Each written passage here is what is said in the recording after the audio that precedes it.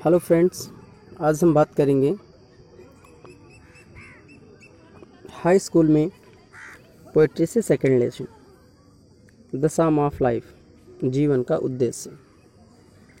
इसमें कुल 4 स्टेंजा हैं और 4 स्टेंजास में ज़्यादा इम्पोर्टेंट तो नहीं, लेकिन दो दो क्वेश्चन सभी स्टेंजा से इम्पोर्टेंट हैं। 2 क्वेश्चन, एक तो राइमिंग वर्ड का, दूसरा टाइटल या फिर पोएम्स नेम जो आता है वो मैंने फाउंटेन के फर्स्ट वीडियो में बता दिया है आपको। सो वहाँ से सेम ही इस चैप्टर से भी है, इसलिए मैंने वो क्वेश्चंस हटा दिए हैं जिससे आपका बर्डन हट जाए। ठीक है, तो आइए देखते हैं फर्स्ट स्टेंजा से। Life is real, life is earnest, and the grave is not its goal, dust thou art to dust returnest, was not spoken of the soul. ये आपका स्टेंजा था, मैंने शॉर्ट में लिखा हुआ है। तो इसका फर्स्ट क्वेश्चन देखते हैं। What is the meaning of earnest? बहुत ही सिंपल है। अर्नेस्ट का मीन आप लर्न कर लीजिए। अर्नेस्ट का मीन होता है सीरियस, मतलब गंभीर। बाकी तो क्वेश्चन से ही आप पिकअप करके लिख सकते हैं कि लाइफ इज अर्नेस्ट, क्वेश्चन से लिया, मीन्स लगाया, और life is serious. Life is earnest means life is serious, earnest को चेंज करके सीरियस में कर देना है। सेकेंड क्वेश्चन देखते हैं। What is the meaning of dust thou art to dust returnest according to the poet? से 2 question बन सकते हैं। पहला डस्ट दो आर्ट, दूसरा टू डस्ट रिटर्न नेस्ट। ये दोनों एक साथ पूछे जा सकते हैं या फिर दोनों में से एक पूछा जा सकता है। तो आपको जो पूछा जाए आप उसी का जवाब देंगे। अगर दोनों पूछे जाते हैं तो आप दोनों जवाब देंगे। ठीक है, तो dust thou art,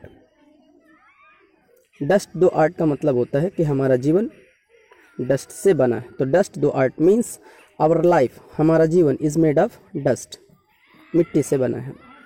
and second देखते हैं। To dust returnest means it will again turn into dust after death.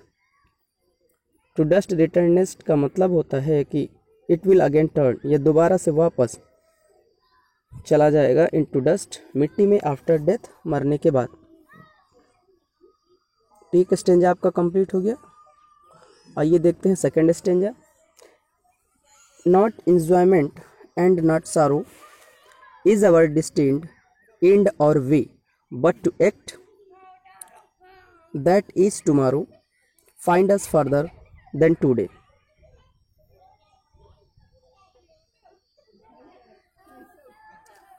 First question देखते हैं। What do you understand by the following expressions? Destined, end and farther than today. ये 2 phrase हैं।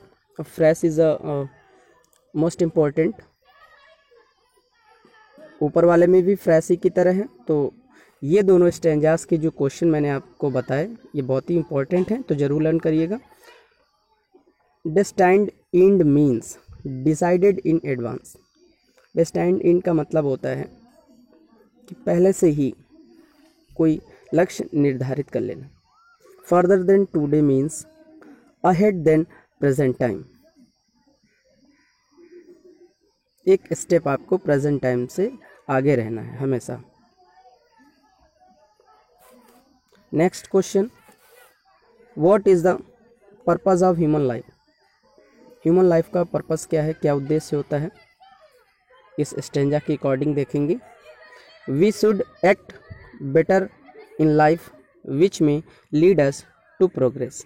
We should act better, हमको अच्छे कार्य करने चाहिए in life, जीवन में, विच में लीड, जो हमें ले जा सके, विच में लीड अस टू प्रोग्रेस, जो हमें उन्नति की ओर ले जा सके।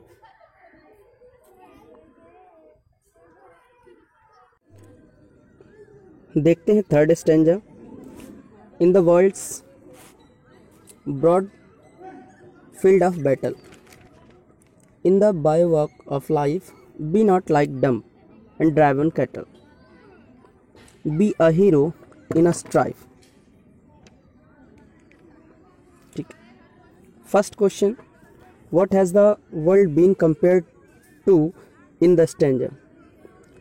इस स्टैंजा के अंतर्गत जो वर्ड है ये किससे कंपेयर किया गया है ये बताना है। तो फर्स्ट वाली लाइन में ही आंसर दिया है, in the world's broad field of battle, कि जो हमारा संसार है एक विस्तृत युद्ध के मैदान की तरह है। ठीक है, the world has been compare to broad field of battle, जो संसार की तुलना है वो विस्तृत युद्ध के मैदान से की गई है। अगला question, what is meant by the word by walk. Bye walk का मतलब बताना।